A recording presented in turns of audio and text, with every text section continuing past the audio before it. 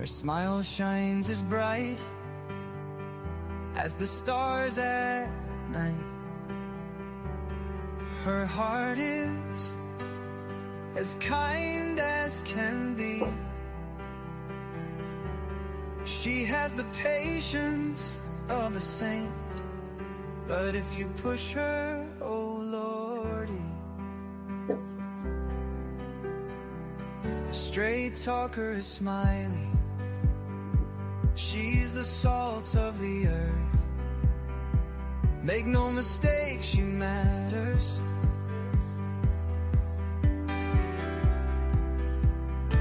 Catch Smiley's story on a live stream. Oh boy, that girl can matter. Go Smiley. She's Smiley, alright. She's Smiley. Make no mistake why she's here.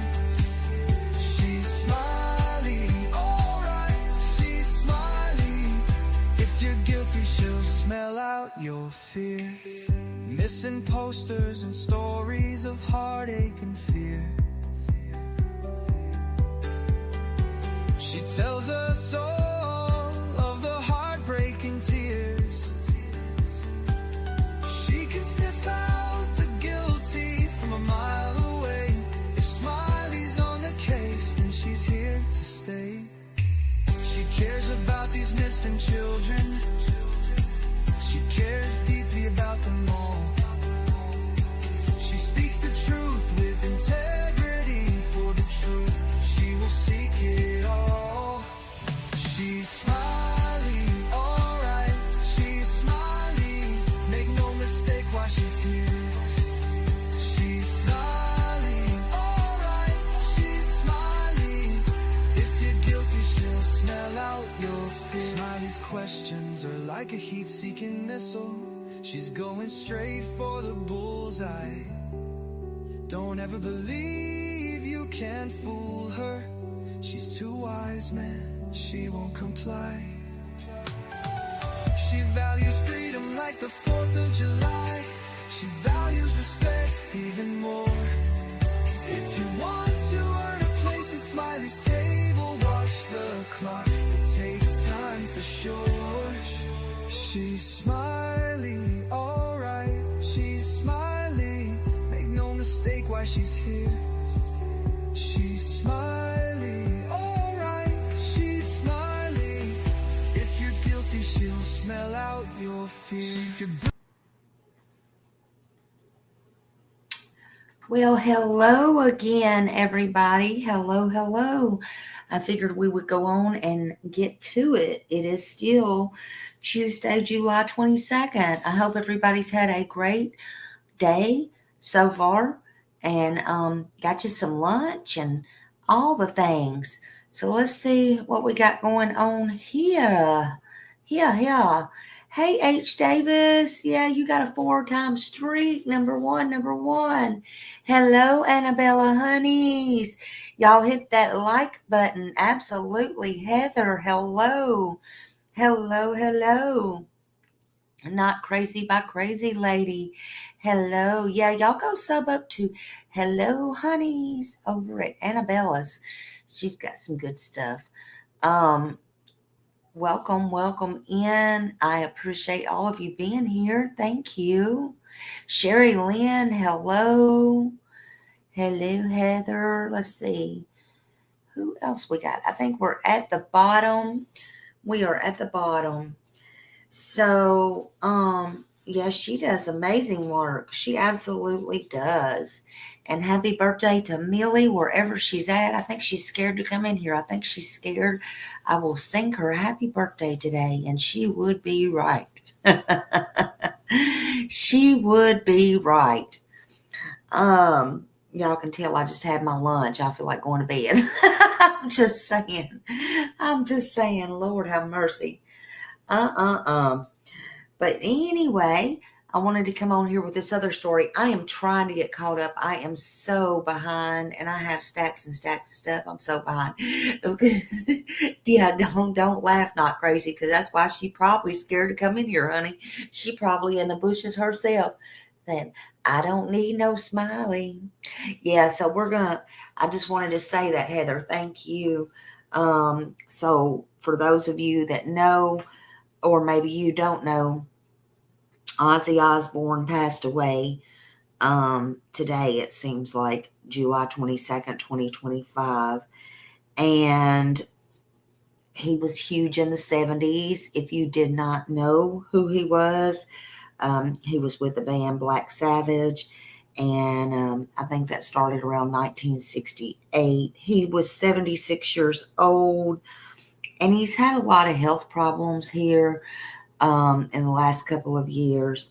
But I think everybody knows pretty much who Ozzy Osbourne is. Sharon Osbourne is his wife, and he has some children. And my hearts go out to them. Absolutely. Absolutely. So many prayers to them. Absolutely. It's always something. It's always somebody and it's always something. That's one thing we can't beat. Also many prayers to anybody and everybody who needs them today. I didn't read the whole thing, but as I was coming on, because y'all don't understand my life, I just went out and got lunch. I come back and I was fixing to get on here. I'm trying to get caught up. I got all things I got to get caught up on. And it just popped up. I didn't get to read it all, but yeah, I just saw where Dog's stepson, where he shot by accident, the tragic accident over the weekend that killed the 13-year-old son of him. And it was Dog's grandson. It was a very tragic accident. But I did see something that was saying that I guess it was so bad the dad had to be put in psychiatric ward. I don't know how long or whatever, but that would kill me too and break me too. So yeah, many prayers out definitely to Franny Dog and the family. And let's hope the father, he can get through this. That would be your worst nightmare. That's what I always say. Y'all hear me, to accidentally hurt somebody, but your own child. So many prayers. It's too much. Many prayers to everybody. So, I hope everybody's doing okay. This probably won't be the last time you see me today, but we do have something I've been wanting to go over. Y'all have heard of this case before, and I have some video I want to show you. But I want y'all to come on in and make yourself welcome in my world. This is Smiley Stories world. And as always, I'm very grateful that you're here. And I'm grateful for all of my viewers and all of my regulars. And I want you to know that you do mean the world to me. Make sure to hit the thumbs up, like, share, and subscribe. That is all free.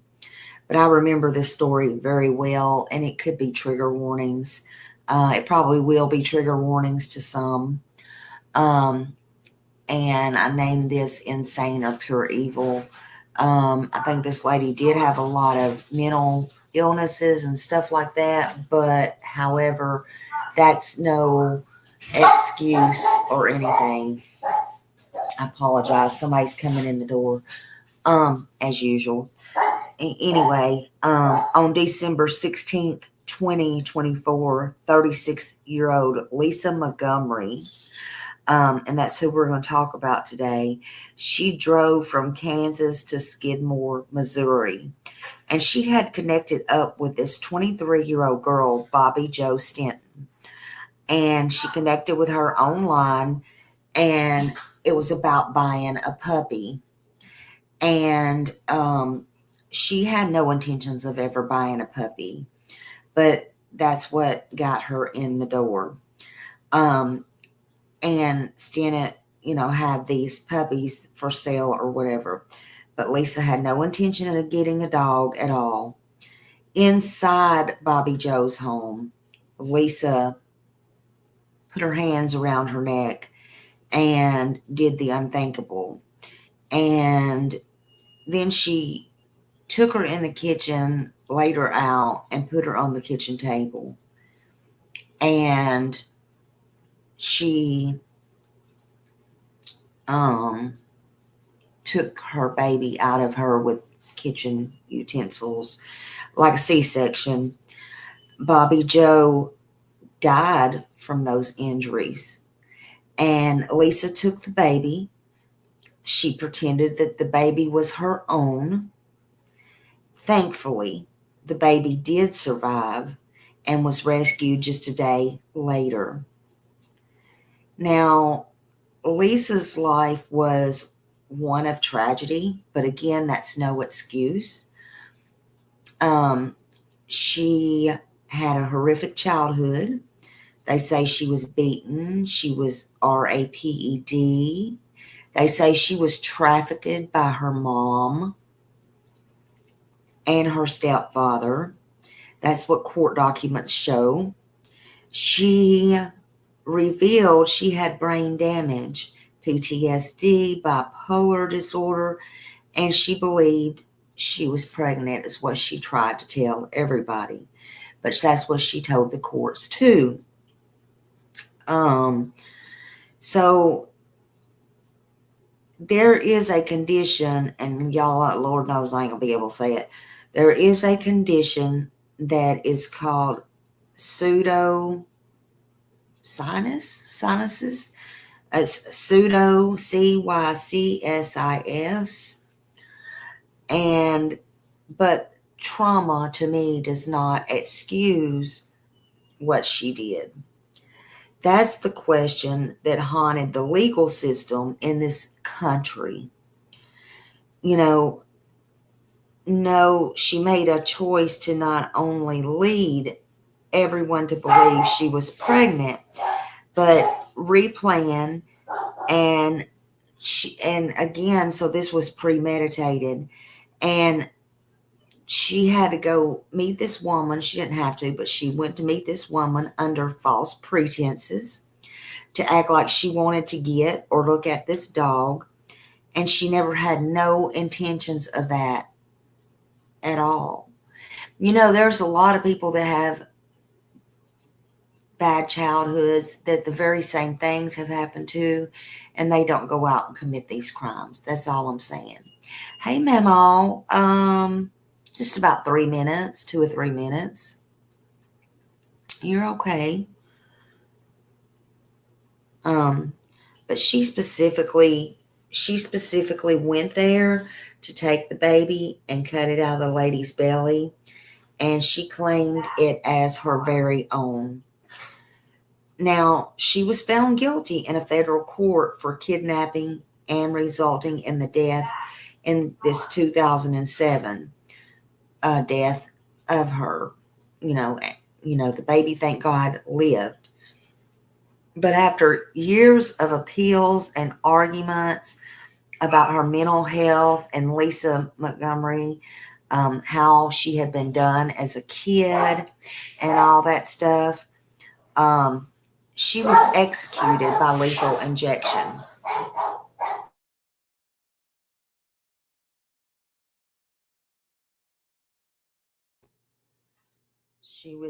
She was executed, and that's where they had the problem at. By the federal government in 67 years, I believe that was the only female that they had executed, or on death row maybe. But the baby was named Victoria Joe, and she was returned safely to her father, and he raised her away from the spotlight. Now, she turned 18 and 22, 23, 24, 25. So she'd be about 21 or 22 years old now. She's lived a quiet life so far, and this case is heartbreaking on every level, in my opinion. A young mother unalived, a baby stolen from her womb. That should be the happiest time of your life. No worries, no thoughts about nothing.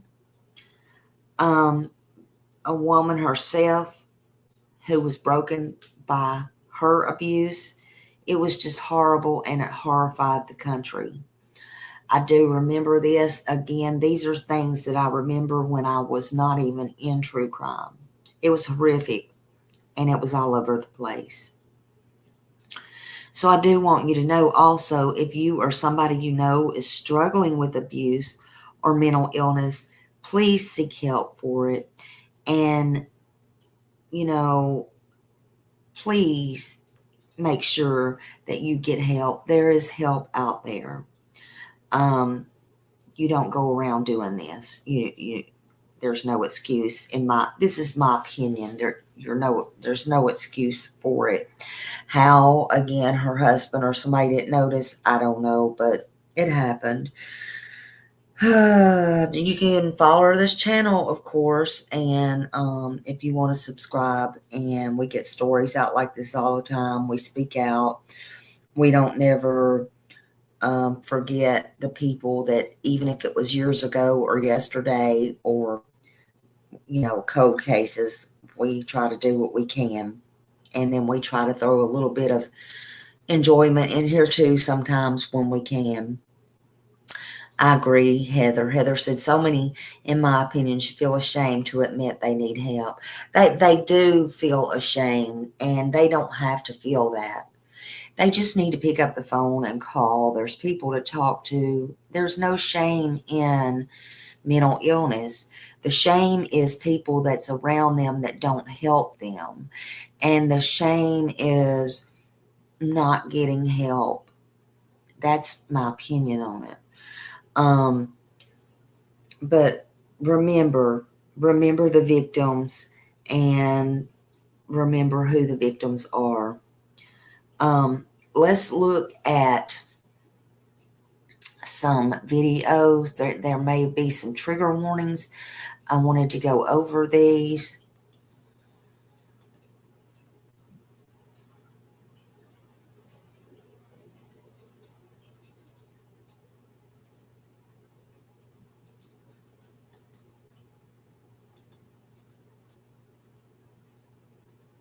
Okay.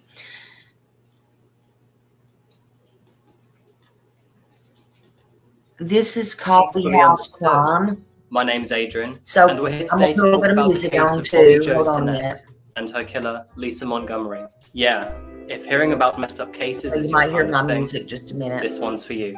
So grab a coffee and sit back. Let's investigate. Okay. Hold on, I gotta get the banner up. Coffee and true crime. Go over. The story begins in Skidmore, Missouri. He's gonna kind of tell you the story. Now, Skidmore is a very interesting place. It doesn't have the population of a small town, more like the population of an aeroplane, 250 inhabitants. And that's mostly because it's a farming community nestled deep in the prairies of Missouri. But what's more interesting is the history that it holds. In just 3 decades, Skidmore had a local dictator, a murder, a second murder, and then a disappearance. And remember, this is all with only a population of 250. And today we're looking at the town's second murder, Bobby Jo Stinnett. And for Bobby Jo, her story begins where it ends. She was born on December the 4th, 1981 in Skidmore. Not a lot is known about Bobby's past, but elders in the town described her as a quiet yet happy girl as a child. While growing up, Bobby met Seb at school, and the two became childhood sweethearts. And in 2003, they both married in a local church to the town. They had great hope for the future. They dreamed about selling their small rental cottage and building themselves a larger home, one that would house both them and their children in the future. And a few months later, part of that dream would come true. In April 2004, Bobby Jo fell pregnant. They were both ecstatic and expecting the baby sometime January the following year. Seb worked for a local manufacturing plant for Kawasaki in Maryville, and Bobby Jo had a few home-time hustles, one of them including breeding and selling rat terrier dogs. So by December 2004, the baby was well on its way. Bobby Jo was 8 months pregnant, and she was still breeding and selling her rat terrier dogs. She would advertise them online, and part of her business would be to keep a rapport through an online chat room dedicated to rat terrier dogs called Ratter Chatter. Sounds catchy. Other members of the Rat-a-Chatter group knew Bobby Joe for her sweet and caring nature. They would talk about their passion for rat terriers, but also shared interest in each other's lives outside of dog breeding. It was a small online community, and in those forums, sometime back in mid-2004, she announced to everyone in the forum that she was pregnant and expecting a baby the following January. And around the same time, another member of the forum celebrated that she too was pregnant and expecting. Her name was Lisa Montgomery, and she was from Melbourne, Kansas, expecting the baby sometime in December 2004.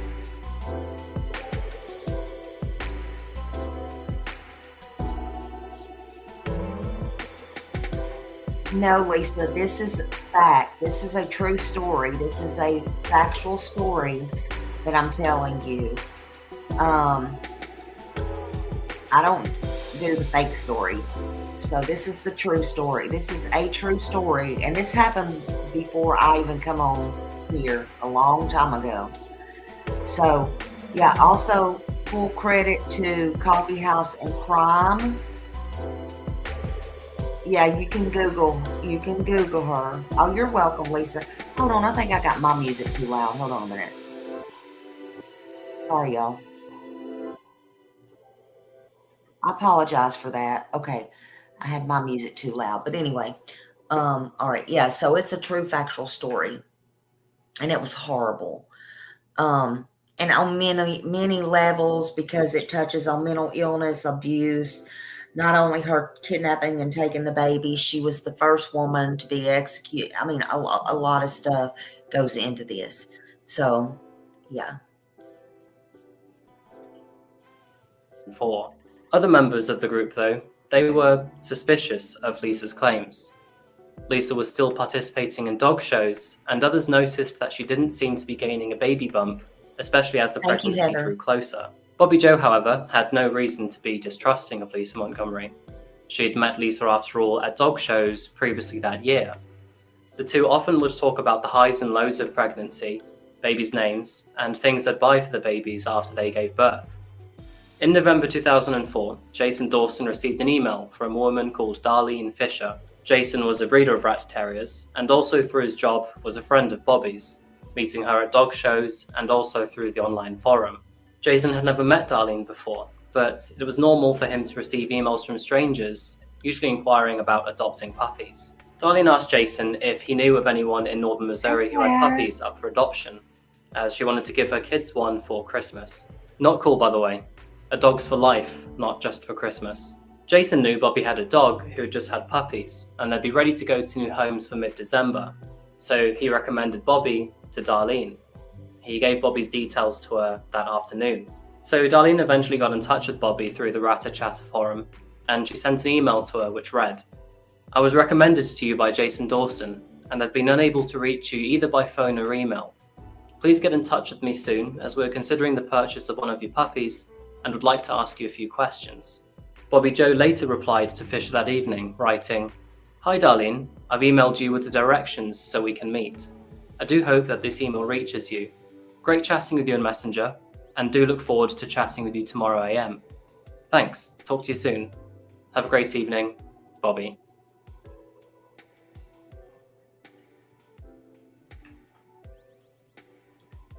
Y'all, please, when you're selling something online or through Marketplace or anything, please be careful. And these people can also come back. Now they know where you live. They can stake out anything in your house.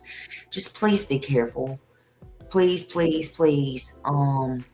Things like this can happen, and it does happen, and it did happen.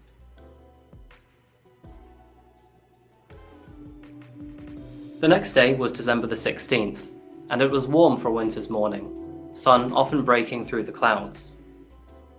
It was a Thursday, so Zeb went to his usual workplace in Maryville at Kawasaki Motors, leaving Bobby Joe at home with the dogs. Bobby was waiting for the arrival of Darlene Fisher.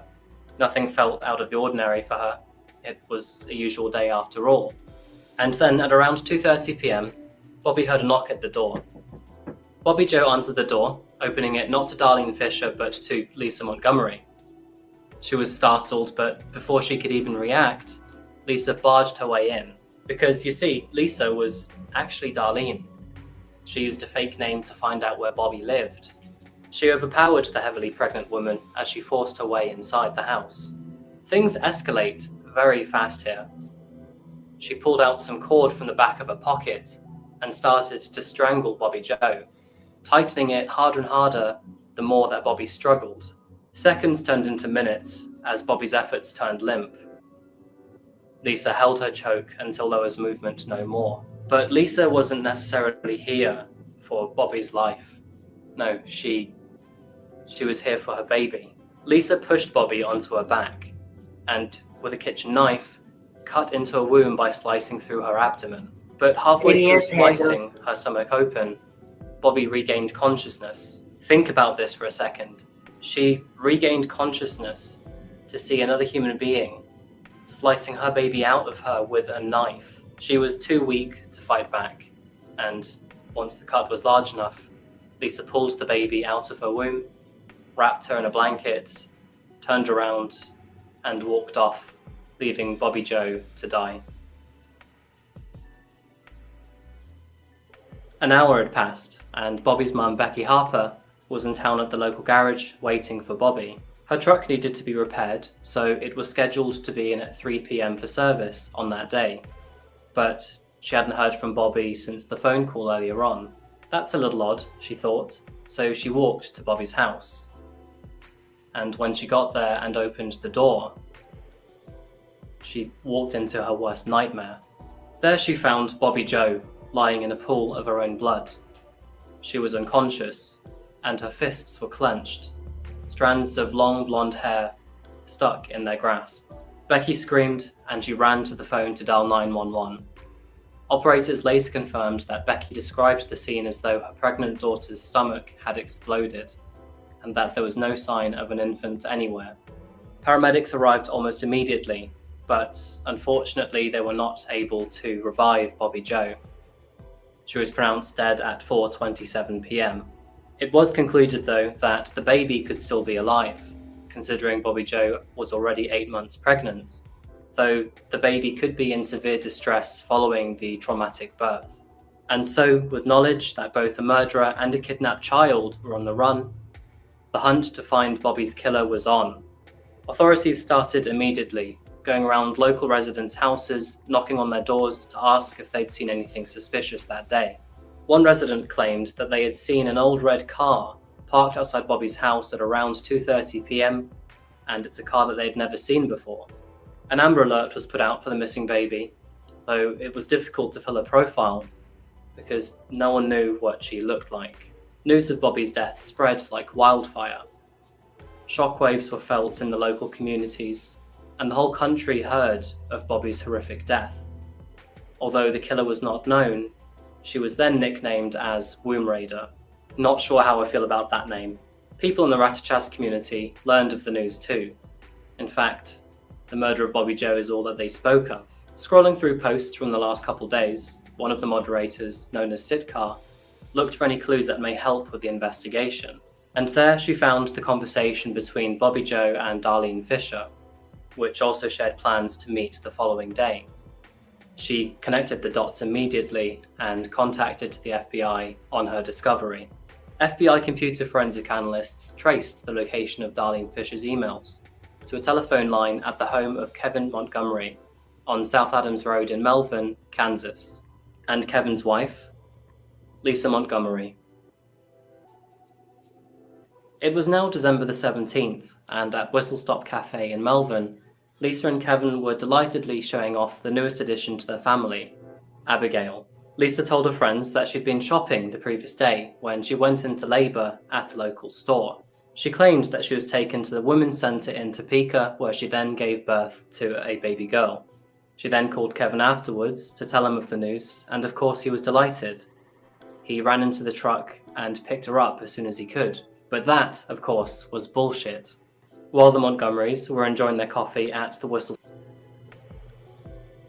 Yeah, that was total BS. And she had those, she wore maternity clothes And the best I remember, she had one of those fake bellies and stuff. Y'all know what? Y'all remember who else bought a fake belly, right?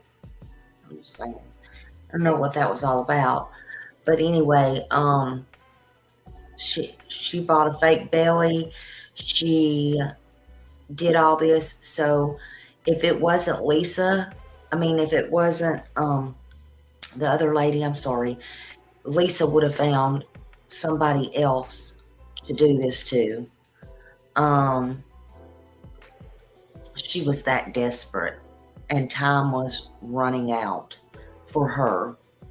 She had this lie, this elaborate lie, that she was going to have this baby that she was never going to have. So, yeah, that's just... Stop Cafe. FBI agents were waiting for them, sat outside their farmhouse in Melbourne, waiting for their return. A couple hours had passed, but eventually a dirty red Toyota Corolla pulled up to the farm, Lisa and Kevin emerging with the newborn baby. The agents approached the two and, after mandate, followed them inside for questioning. There, they asked about the baby, and Lisa gave the same story to them as she did to her friends. It wasn't difficult to catch her out though. Agents shared with Lisa that they'd already approached staff at the Women's Centre and that there were no records of Lisa being in there on that day. Lisa crumbled. Almost instantly, she confessed to her crimes. And Kevin, he was shocked. He honestly thought that the baby was his. He had no idea.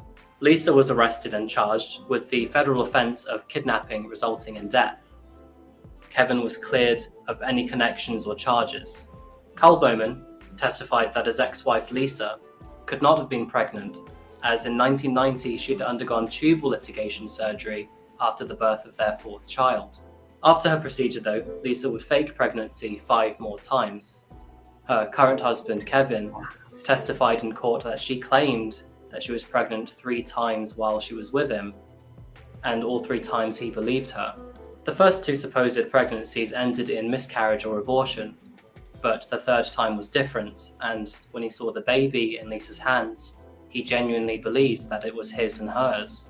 Lisa Montgomery pled not guilty to her charges, and her defense attorney, Fred Duckhart, pleaded Lisa as insane in an attempt to avoid the death penalty. He argued that the defendant had suffered a lifetime of mental illness due to the psychological, physical, and sexual abuse that she'd endured as a child from both her mother and her stepfather.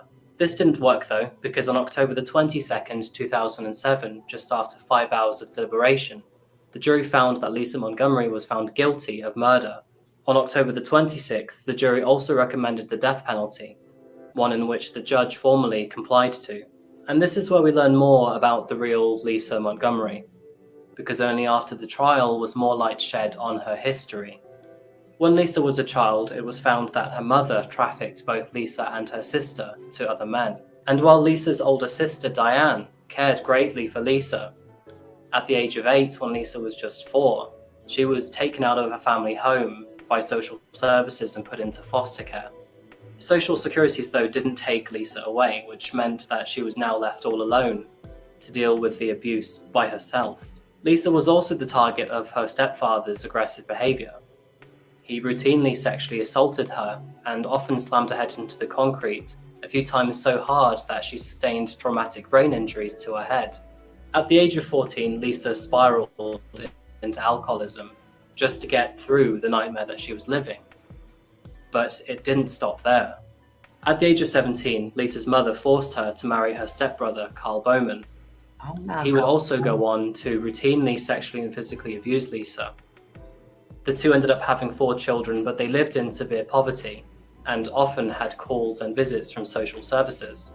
The abuse inflicted on Lisa by those who were supposed to protect her can be described nothing short of evil. She also suffered from fetal alcohol syndrome, as her mother was drinking heavily at the time that she was pregnant with Lisa. However, much of the abuse that Lisa had gone through was not revealed to the jury in her trial. Most of this only came out in a appeal after the verdict. This was actually considered the defense attorney's greatest failure in defending Lisa during her trial. Lisa Montgomery remained on death row from 2007 for 14 years. The United States had actually stopped federally executing inmates shortly before her sentence. But at the end of 2020, in his final days as president, President Trump overturned the hiatus of federal executions and issued a special warrant for the executions of several inmates. One of them would be Lisa Montgomery. This sparked controversy in Lisa's case, as not only did her trial not take her abuse into consideration, but the world has also learned a lot more about mental health in the time since her conviction.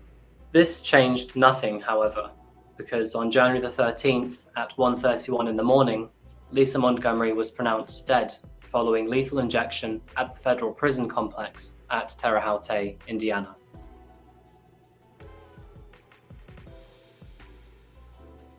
And that's the case of Bobby Jo Stinnett and Lisa Montgomery. A truly awful murder and a complicated ending for her killer too. It's a miracle that the baby survived. Victoria Stinnett is now 16 years old and still lives with her father Zeb. Not in Skidmore though, but their old house there is still up to date, empty since Bobby's murder. What Lisa did to Bobby is incomprehensible. In fact, it's one of the most vicious murders I've heard to date. Someone who is able to kill in such a way as that should never be allowed back into society, no doubt. Really? But was it worth the death penalty? Remembering her abuse and... So you remember, Denise, you remember how bad this was for the country and when this crime took place. I mean, I was a lot younger and stuff, but I remember it, God, like it was yesterday. I can't imagine living 30 minutes away from all of this taking place. Do you have any thoughts and opinions you want to put down? Because anything that maybe the news left out or anything, because this was very traumatic. I know, like I said, now she's probably about 25, the little girl, and she's living a quiet life. Let's say that.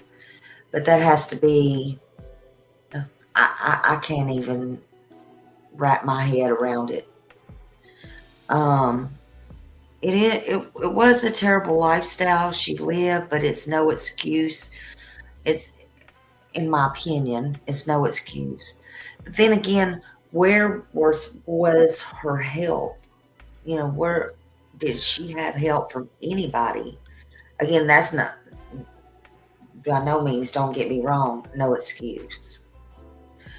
But yeah, I just can't imagine.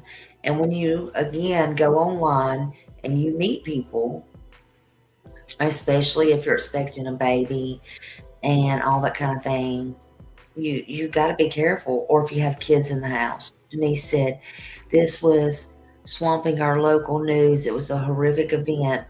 Everyone was looking for new babies. Imagine the fear of everyone with new babies. Oh, yeah, that's something else. I mean, I'm sure everybody with brand new babies was stopped. Terrifying for them. Very traumatic.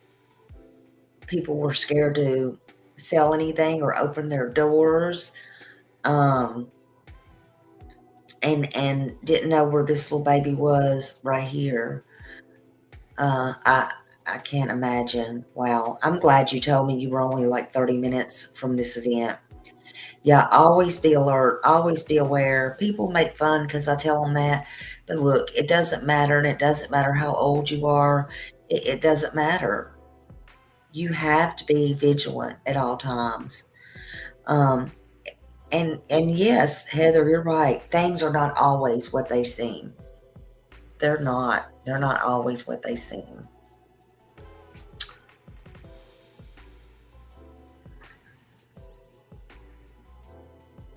And subsequent mental condition, did she deserve the death penalty above serial killers and other fully cognitive murderers?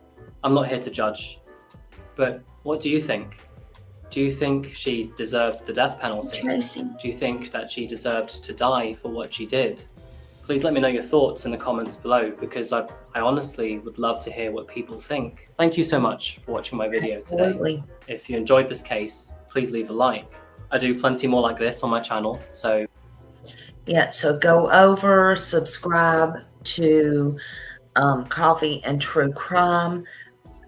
That's a great channel. Let me get that off of here. And that is a great channel. I think I have another one here I wanted to play.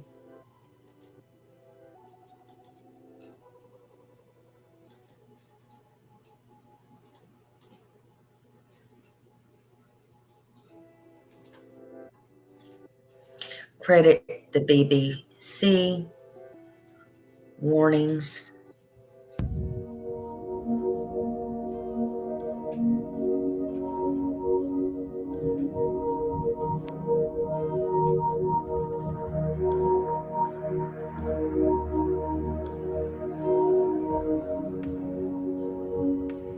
It was midwinter, midday, 2004. As Lisa Montgomery drove through the desolate landscape of western Missouri and into the small town of Skidmore. A rope and a knife in her jacket. That's the good part. Inside this house lived a 23-year-old dog breeder, Bobby Joe Stinnett. Lisa said she had come to look at her puppies. But Bobby Joe was pregnant, and Lisa had come for her unborn child.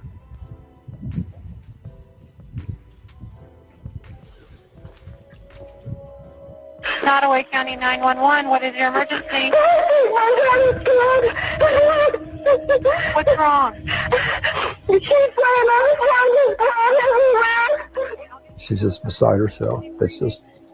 It's too much.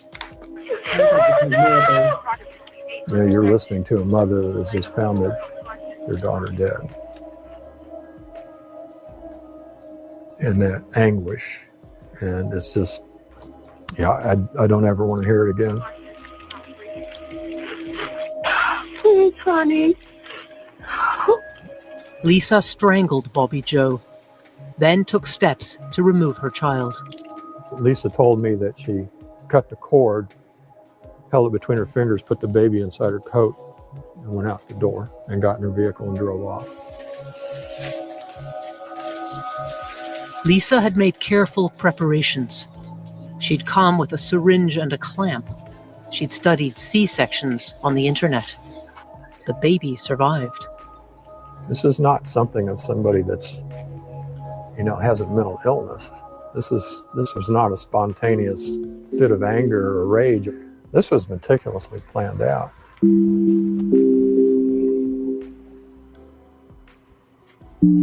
Bobby Joe was loved in this small, close-knit town.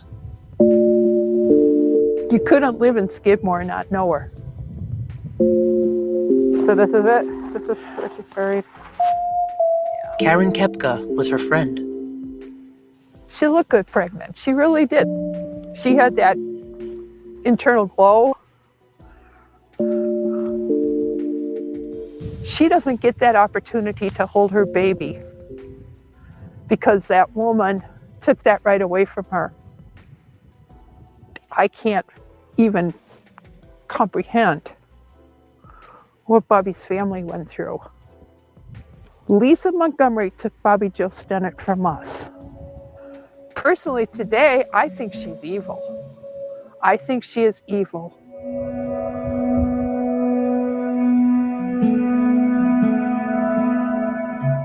This is Lisa Montgomery. Is this the face of evil? Or just of a broken woman? How old do you think she is here? I think she was probably about 5 there. Diane Mattingly, her half-sister, grew up in the same house as Lisa.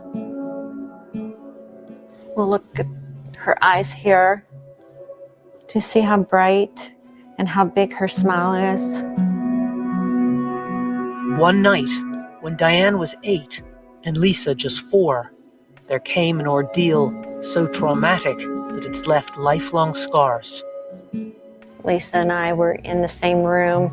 We had bunk beds, but our beds were right next to each other. If we reached out with our little arms, we could touch hands. This man walks into our room, and he gets undressed, and he gets in bed with me, and he rapes me. And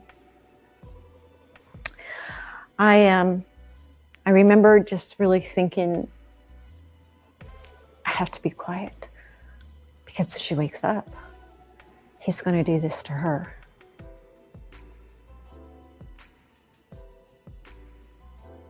And I couldn't let him do this to her. I couldn't. So I took it.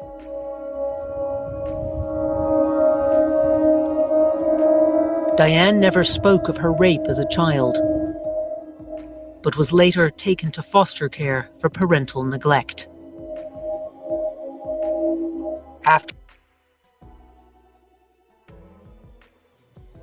Frankly, I think they should have both been took to foster care for parental neglect, if you ask me. But that's just my thought. Her own, parents or whatever trafficked them out. But again, her half-sister right here that you see talking, she didn't go on to do stuff like this. So that's why I guess Denise, most people do think she's just pure evil. And the premeditation, I'm sure, didn't help anything about her case at all. These cases are so horrific. It's unimaginable the lengths people will go to take what's not theirs and to take what they want and not even blink an eye about it. After she left, Lisa felt the wrath of her mother, Judy. The suffering that Lisa had at the hands of her mother is almost indescribable.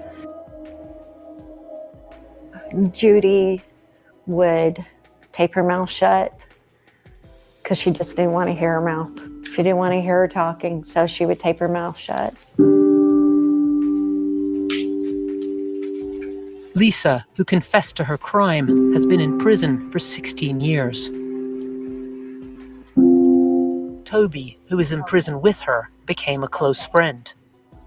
Lisa told Toby she had brain damage. She thinks that probably happened when her stepfather would grab her by her long hair and slam her head against the concrete driveway repeatedly when she was just 6 or 7 years old.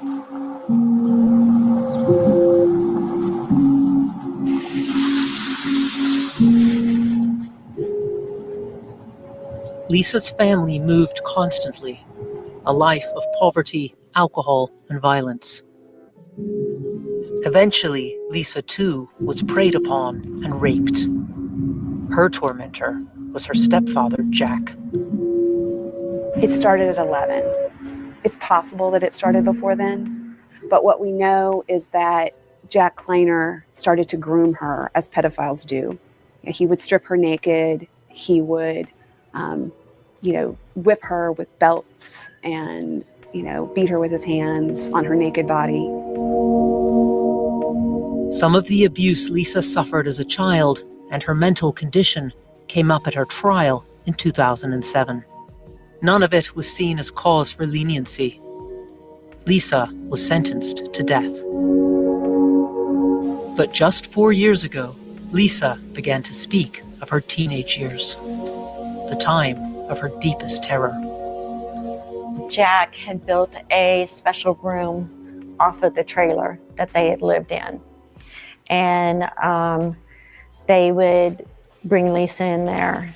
So the plumbers would come in and have sex with her. And they would hit her if she did it wrong, or if they needed electrical work. Hey, I got a daughter here you can have sex with. The men, Lisa said, degraded and hurt her. 3 or 4 of them at a time. For hours.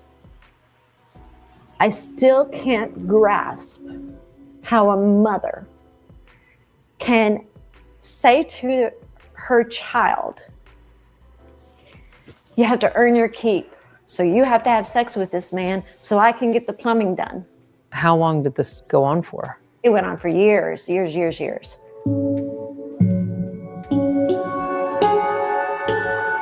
A member of the team that originally prosecuted Lisa is skeptical of these horrific allegations.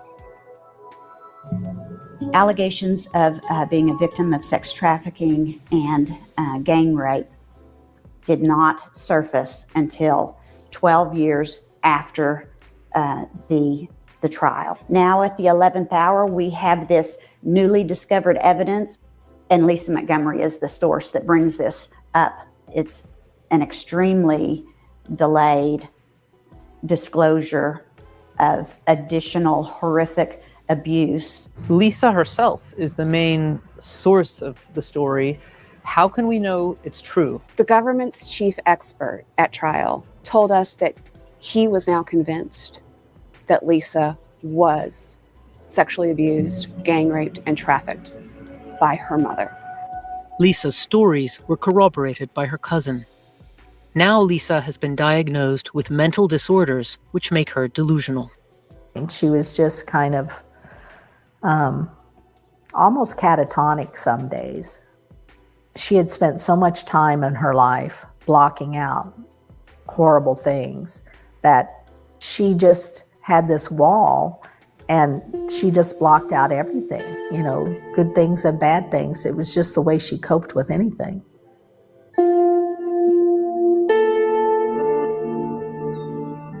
Skidmore, where the murder took place, is in a deeply Republican part of America.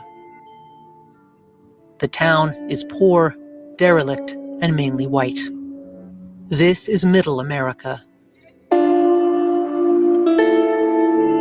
Here, many dismiss Lisa's mental issues as excuses.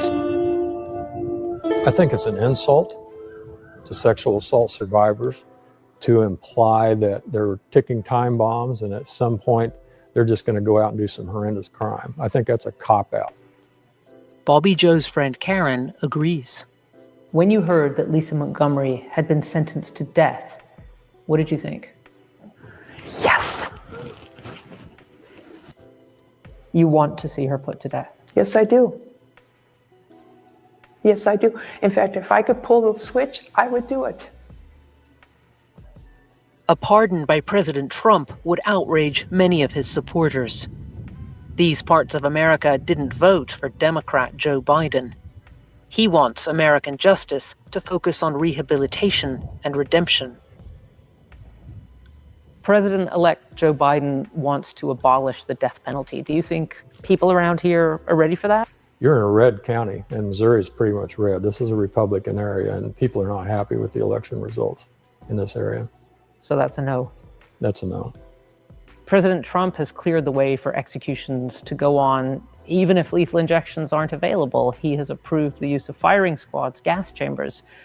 Do you support that? I'm okay with that. You're okay with firing squads? Sure.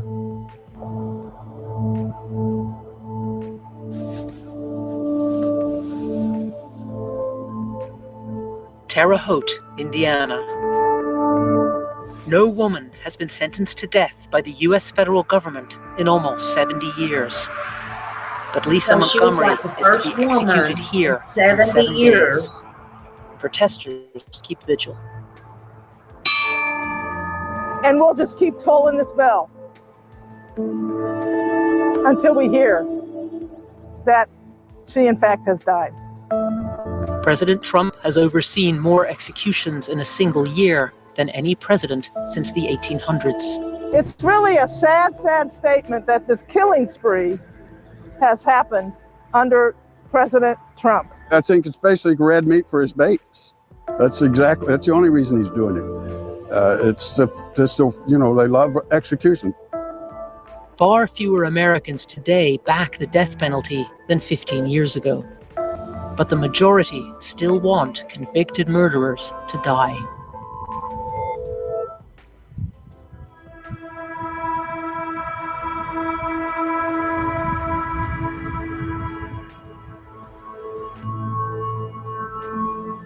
The day has come. At 6 o'clock, Lisa is to be executed by lethal injection. The execution team is ready. Toby has had a recent letter from Lisa. She wrote with a black crayon because they wouldn't let her have a pen or a pencil. Do you have a sense of how she'll be on the day? How she'll cope with it? That Lisa going to that execution will be like watching a 5-year-old little girl who can't quite grasp an adult situation. Lisa Montgomery may have delusions, but she appears to know good from evil. After confessing, Lisa said to the sheriff, "I am a monster." This is a devil come back to Earth disguised as Lisa Montgomery. I have no remorse for her. She just needs to be done.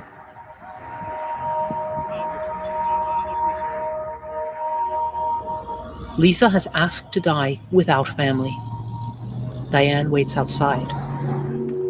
It's past 6. There are last-minute appeals. For those at home, the uncertainty She is knew unbearable. she didn't want her family We're there. still waiting to know the fate of my friend Lisa. And I'm praying for a positive outcome and that tomorrow she'll still be here with us. The U.S. Supreme Court denies Lisa Montgomery's status, clearing the way for execution. I'll always remember my friend, and I'll never stop loving her. In the dead of night, Lisa Montgomery is put to death. I felt a sense of relief that justice had finally been served. It's been an emotional day, and I'm going to start my healing process. Lisa's mental state deteriorated in her last days. She lost touch with reality. America has executed a woman who many believe was incapable of understanding her own death. This is a country at war with itself over its beliefs and its values. For one America, this was justice. For the How other, many of y'all it was think horrifying. she understood her death?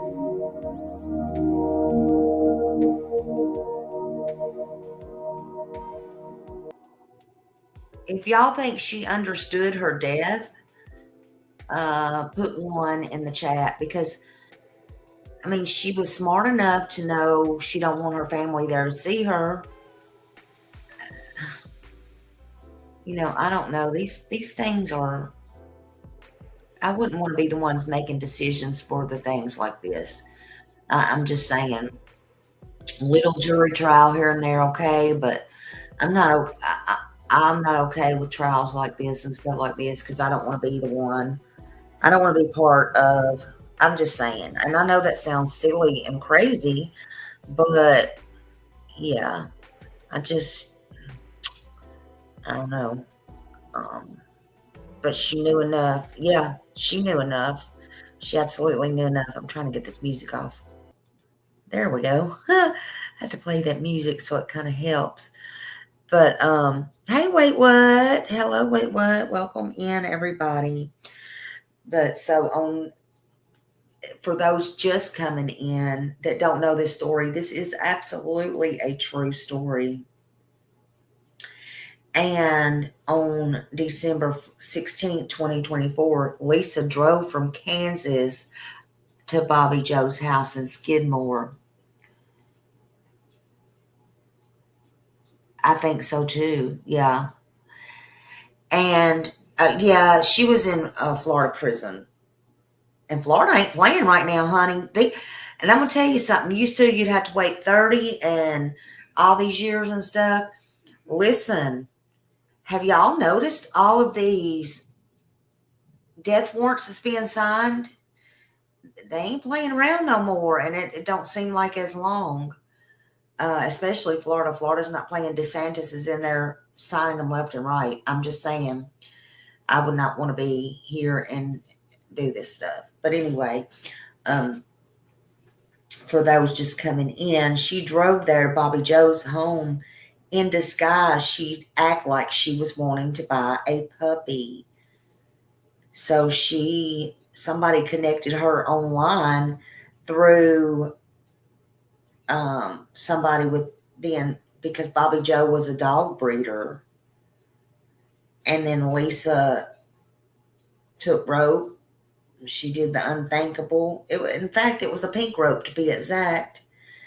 And she put her in the kitchen, laid her out, did the C-section pretty much on her. That's putting it nicely, I guess. And then she fled the scene with the baby girl. The baby girl was found like a day later. And Victoria Joe that's what she was named by her dad or her family when they got her back. She was found alive, like I said, the next day, thanks to tips and thanks to the internet. What do you think about that? Anyway, the authorities was chasing, led them right back to Lisa Montgomery's home, and the baby was reunited with Bobby Joe's husband, the father, Zeb Stinnett. So far, he's lived a quiet life, a private life, or he's tried to. Thank God for that. Because a victim of one of the most horrifying and, imminent crimes ever, violence imaginable to this day. The community of Skidmore remembers this with pain and sorrow. Denise just said they lived 30 minutes from there when it happened. So it was something to be reckoned with on every station, all the media and everything. And I remember this from way back when. The community of Skidmore, Missouri remembers her as a beautiful girl, a lady, glowing. Everybody loved her. And then this happened to her. And her story is very haunting. She is laid to rest and buried at the Hillcrest Cemetery. And her story remains out to this day. So it's very, very sad. Very sad.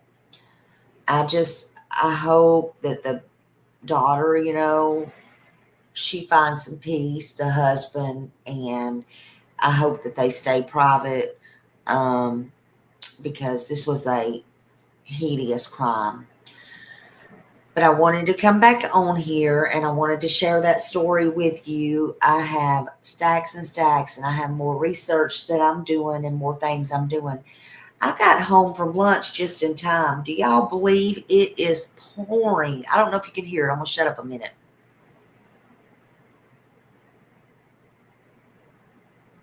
I don't know if you can hear it, but it is storming big time out there right now. And that's what I was looking at my phone for. I was getting marine alerts. I get all these alerts here.